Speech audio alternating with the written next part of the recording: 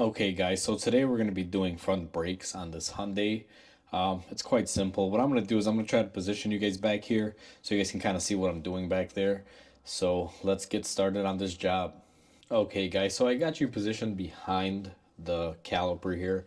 So as you'll see now, there's two sets of bolts that you have to remove to get the caliper and the bracket off to get to the rotor. So essentially what you want to look for is where your slide pins are. You have these are what you have to remove. Now you can remove the top and the bottom one, which is up here, if you'd like. I prefer to normally just remove one and I can swing the caliper out of the way. So what I'm going to do is go ahead and remove this one down here. So I just got my swivel sockets on my 3/8. Okay guys, so I just wanted to show you something. I ran into a little bit of a problem in the last clip. So this is my caliper bolt that I'm trying to remove for the pin. And if you guys can see, I put my gun on there. And I don't know if you guys saw that, but it's basically spinning in here. Now, this does happen sometimes. So what you want to do is grab an appropriate wrench. I grab an adjustable. And what I do is basically I get it to the right size. And what I do is I hold it as I basically remove it. So that's one quick tip. Now, typically to remove it, you have to hold it. Just depends. And to tighten it, you might have to hold it. So I just want to show you guys that on video because I know this can be frustrating sometimes. So usually you want to have something to grab that if possible. Okay guys, so now that we got the caliper unbolted, what we're going to be doing is basically lifting up on the caliper to get it off. Now, this one comes off pretty easy, but essentially if it doesn't want to come off, what you want to do is just grab a screwdriver or a pry bar, fit it in between the bracket and the caliper, and just gently lift up on it. Another method that you guys could do if you really wanted to is on the opening up here. If you have enough space, you can actually take the screwdriver, put it in here, and kind of pull back so you can compress the caliper piston. Now in this one I don't have to do that, but that's typically how most of them are done. So let me go ahead and remove this caliper out the way here for you guys. So I remove the bottom bolt only, and then what I basically do is I just get this out of the pin area. Now, you guys can do it one of two ways. You can remove both bolts and leave both pins in the bracket, or just remove the bottom one and then get the top one off. However you do it, up to you, but I usually go with the method of remove the bottom bolt and just slide the top pin off. So next stage in this is we're going to be removing the bracket now. Okay guys, so now it's time to take off the caliper bracket. I've had to kind of adjust my lighting. It was kind of hazy in the last clip. So I'm just going to take my impact with a swivel socket. And essentially what we're going to do is remove it. Now this top one's a little bit of a pain. You got to get a right angle in there.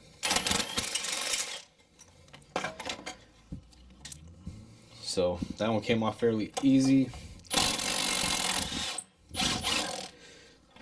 And so did that one. So now that we got our bolts off, the next step in this that we're going to want to do is basically just remove your caliper bracket. And once you have this off, now you got access to your rotor. So let me pull you guys up front and let me show you how to get the rotor off. Okay guys, so we got our caliper, our pads, and our bracket off. Next step is to get off this rotor. Now some rotors will have an attachment screw. Now this one typically, it should have an attachment screw right here.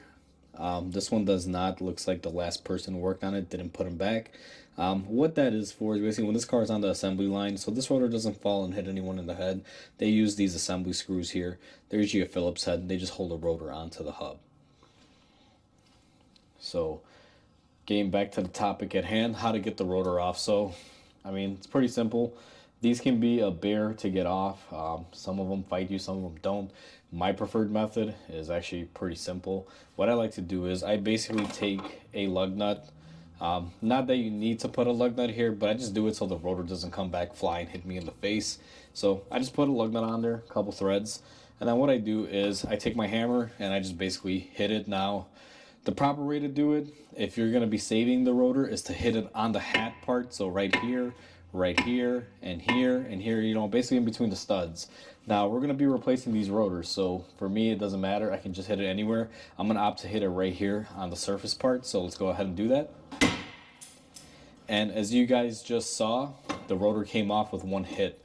You also probably saw is this come off. This was the wheel little aligner that it has on there. This car has aftermarket wheels, so this basically centers the hub on there for the wheel.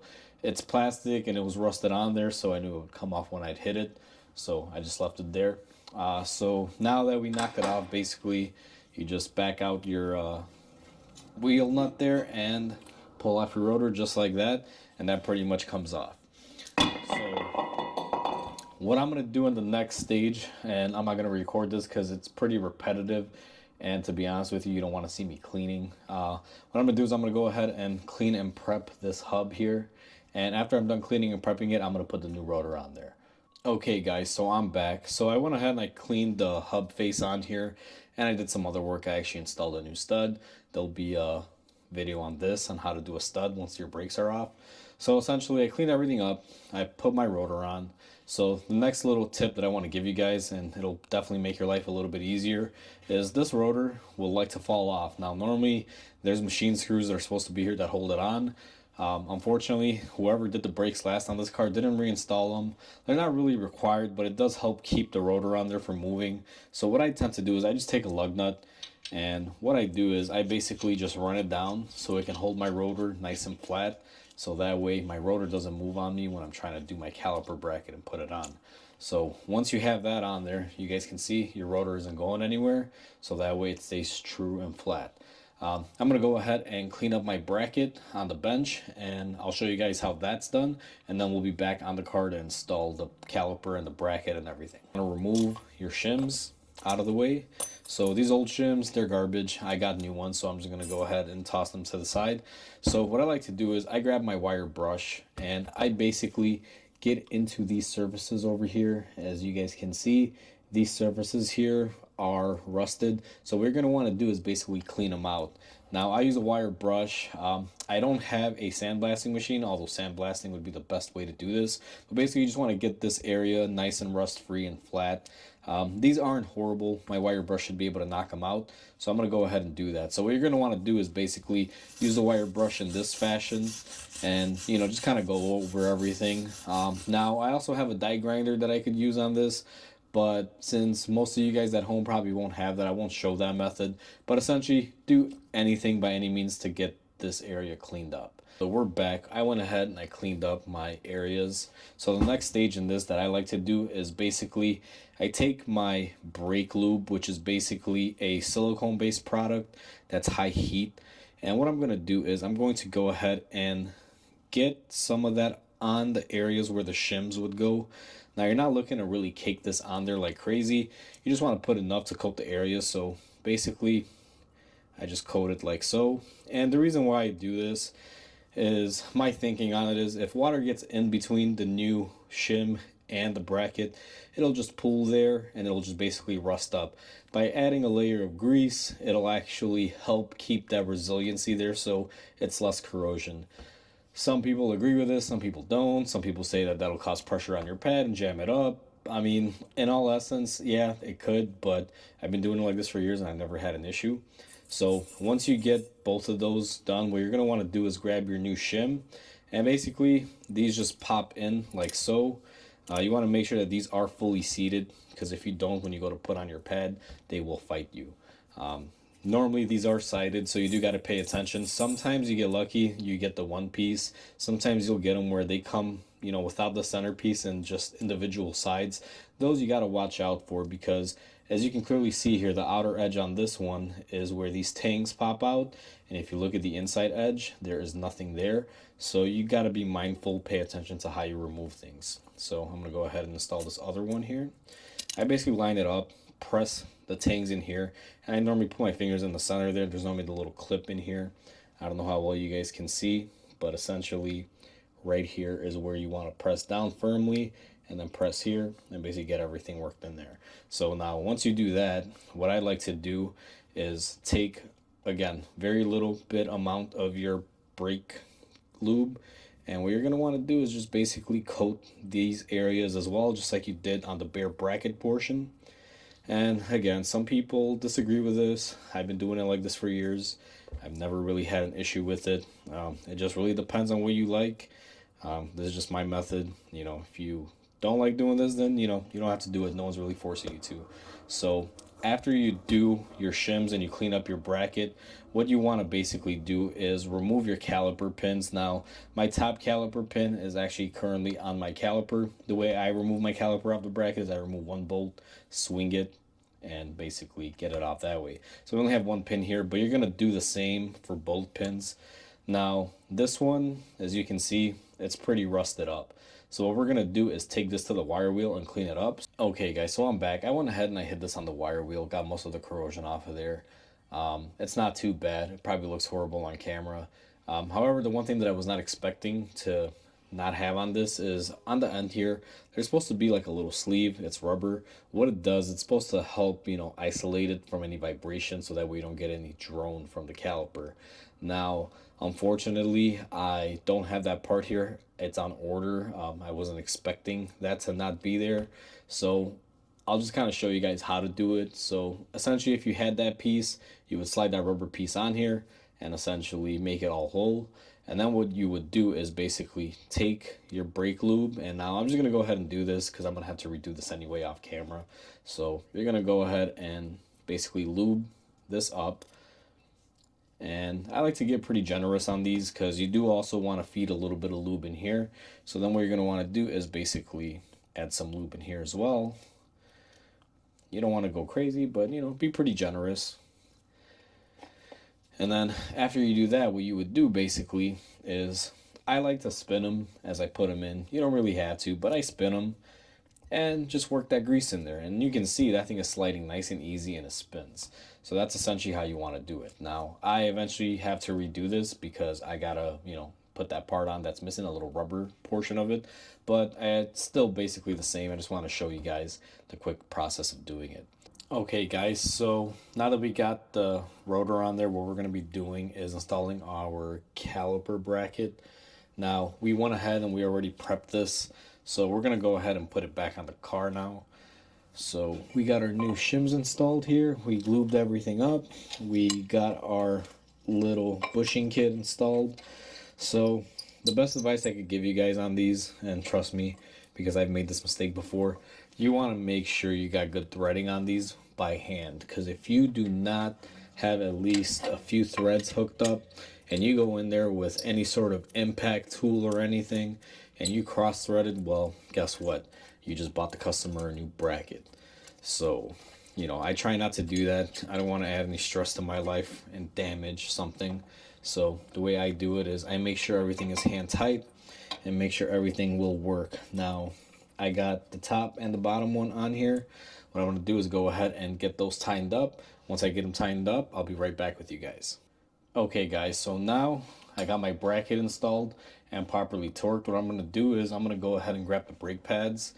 Now what you're going to want to do is basically just slide them onto the bracket. The rear one can be the trickiest one. Let me see if I can show you guys on camera. Now I've already pre-lubed my bracket, so I don't got to put any lube on the pad. So just like that, basically they go on. Alright guys, so now on the front end here, it's basically the same thing. You just put your slides in and then just push the two together. Now I do want to make a point. Notice how easy these went in on there. That's because I took the time to clean and prep the caliper bracket. If you take the time to do that, one, you're getting rid of the rust that might potentially jam up your brake pads, and secondly, you're doing it so you can extend the life of your brakes. If you don't clean them and you just put them on there and you're trying to hammer the brake pads on, that's not the way to do it, guys. That would be pretty much a bad brake job. So you want to clean everything. This stuff should slide on like butter. Shouldn't be too loose, but it should not be too tight either. So do your prep work, and trust me, at the end of the day, it will be the best thing for you, because not only will you get longer life out of your brakes, but on top of that, you will actually save yourself a headache of trying to get these things on here by force and stressing yourself out. So next we're going to move on to prepping the caliper. So let me get you guys set up on the camera here and I'll get you guys on that one. Okay guys, so now that I've pretty much squeezed my piston all the way back, I had to do it off camera just because I had to change angles. So now that my piston is compressed, we are ready to go with the cleaning. So this should slide in fairly easy. If it fights you and you're using a lot of force, you may want to look into getting a new caliper. It should slide in fairly easy. So now that we've basically taken care of pushing the caliper piston back in, what you're going to want to do is clean up your caliper. Now I'm just going to show you where to do it, not necessarily how to do it, because I can't get my rotor surface dirty. So I'm gonna have to do this in a different way. But just for demonstration purposes, the way that you're gonna want to do it basically is take something like this, like a wire brush. Now you got to be careful on the caliper piston side because this does have a rubber boot. You don't want to tear it, but basically you're going to want to clean that surface of the piston. Some pistons are plastic, some of them are made out of metal. It just really depends. This case, this one I believe is metal. So, you know, just give it a little bit of a cleaning. Make sure there's no dirt or grease or anything on there from the previous brake job. And on this side as well, basically these areas here, you're going to want to wire brush those and clean them up, and basically add some of the same brake lube that we used on the caliper bracket. And same goes for the piston here. You're going to want to add some of the same caliper lube. Once I get that done, I'll show you guys how to lube it up, but I'm going to clean these off camera because I can't get my new rotor dirty. So I'll be right back with you guys. Okay guys, so I went ahead and I cleaned everything and I lubed up my caliper, just kind of showing you how you're supposed to. Now you don't want to go crazy on this, just be liberal, not a whole lot. You just want to get enough in between. So now that we have that done, I want to focus on one thing that I left on the caliper, and it's going to be this brake pin. So on this brake pin, what you're going to want to do basically is you want to clean it up and you want to remove any old grease or anything that may be on there. I normally just take my rag and I clean it up. So once you have that done, essentially what you're going to want to do is take the same brake lube they're using on the caliper and the bracket and basically go ahead and lube that up. And yeah, I'd say you want to be pretty generous with it. Don't overdo it, but you know, put enough on there. So once we do that, essentially what we're going to want to do is, and I'm going to have to reposition you guys for this one here, so just give me a second. So now that I have you aimed at the rotor, you're going to want to take your caliper from where it was hanging. And basically, the reason why I leave this pin on here, let me get you guys zoomed in on it. The reason why I leave this pin on here is because it's a lot easier to slide the caliper on. It doesn't really make that big of a difference, just my preferred method. You want to make sure that your brake line isn't basically pinched or in a bad position. You definitely don't want a pinched brake line because it'll cause the brakes to be applied whenever you're not applying them. So what I'm going to do is go ahead and line up my pin here with my boot, and I'm going to go ahead and slide that in, and then I'm going to basically place the caliper back into its place. So that's pretty much that. And then after this, what you're going to want to do is basically grab your caliper bolt for the pin that we took off previously, and you're going to want to basically put it back in. Now, same rule applies here, guys. I'm going to hand thread this. Now, I don't know if you guys remember in the beginning of the video, my caliper pin was moving, so I'm going to be getting my universal wrench here and just holding that one end while I hand tighten it. So I'm going to get off camera. I'm going to go ahead and tighten everything. Okay guys, so we went ahead and bolted up the caliper, got everything tightened down, so everything is good to go. That basically concludes the brake job. Now, what I want to also mention to you guys is after you're done with your brake, just make sure everything is correct. I like to make sure I look at my brake hose, make sure it's not pinched. Sometimes what will happen is you'll spin the caliper around and this thing will get pinched or it'll get tight. You want to make sure you don't have that. That's what I was referring to in the last clip when I was talking about the brake line. And then just generally, you know, just look everything over. As you guys can see, everything is good. What I like to do is basically just give everything a once over. So that pretty much wraps up this one. I'm going to go ahead and put the wheel on and send this one on down the road. The driver's side is basically the same exact process as this side. Makes no sense to show you both. So with that said, hope you guys liked this video today. And if you guys want to see more content, please like, comment, and subscribe. It'll definitely help me grow out my channel. And the more growth that I could do, the better videos I can produce for you guys, and also the more content that I could bring to the channel. So please comment, like, and subscribe. And until then, hope you guys have a great day, and I'll catch you on the next repair.